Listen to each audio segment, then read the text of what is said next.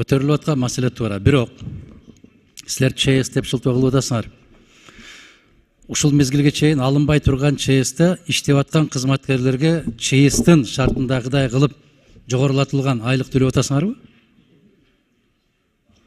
Процедурныйда жооп бербейт. Процедурный, ушул процедурный суроодо. Жок, процедурныйга өзүңүз билесиз. Жазуу түрүндө сизге жооп беришет. Жок, азыр Дастан Артисбекович туура маселе көтөрдү. Бул процедурный маселе. Булар тактоо киргизди. Мен тактоо киргизгенден кийин процедурный суроо берип атам.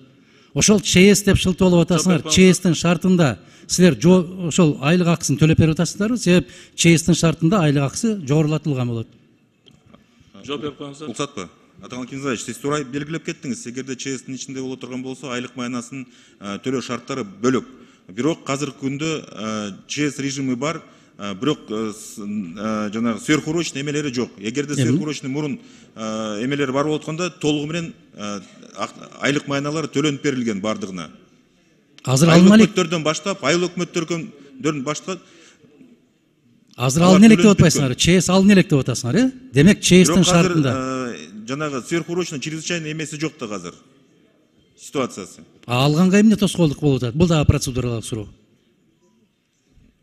Тоскоолдук жок. Эгерде нагрузкасы жок боло турган болсо, айлык майнанын штаттык бирдиги жана жок, өзгөчө абалды алганга эмне тоскоолдук кылып атат? Эмне тоскоол болуп атат өзгөчө абалды алганга? Азыркы күндө нагрузкасы жок. Режим ЧС гана жүрөт. Жок, ошону алып койбойсуңар дейм. Чрезвычайный положение бүттү да. Бүтсө албайсыңарбы дейм, расмий түрдө. Режими бүтө элек деп атам, Адыган Кемсенбаевич. Албайсыңарбы дейм ошону. Азыркы күндө шарттан андай эметиге келелек еще. Дагы эпидемиологик ситуацияга тобокелчиликтер бар. Ал Саламаттык сактоо министрлиги эгерде жанагындай тобокелдиктер жок деп эмете турган болсо, аны сөзсүз түрдө киргизип алабыз. Азыркы күндө ковидтин эмеси дагы эле сакталышы бар. Барбы? Бар. Башка өлкөлөрдүн баары алып салбадыбы? Эч ким ала элек. Мен жеңе албайм да силерди. Ала элек десеңер ала элек да, анда мен башка дүйнөдө жашайм да. Рахмат. Рахмат, сөздү